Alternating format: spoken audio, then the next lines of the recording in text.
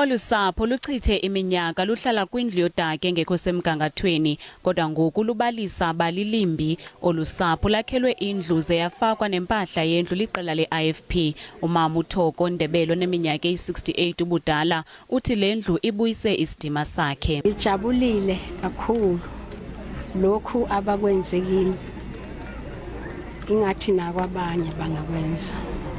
Namhlanje ngiphila njengabantu bonke nami.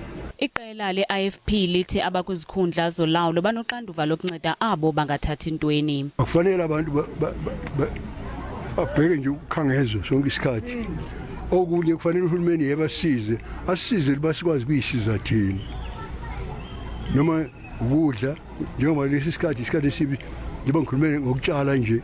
Eliqela lithi uncedo olufana nolu lungatshintshi impilo yentsapho ezininzi nezingathathi ntweni kweli.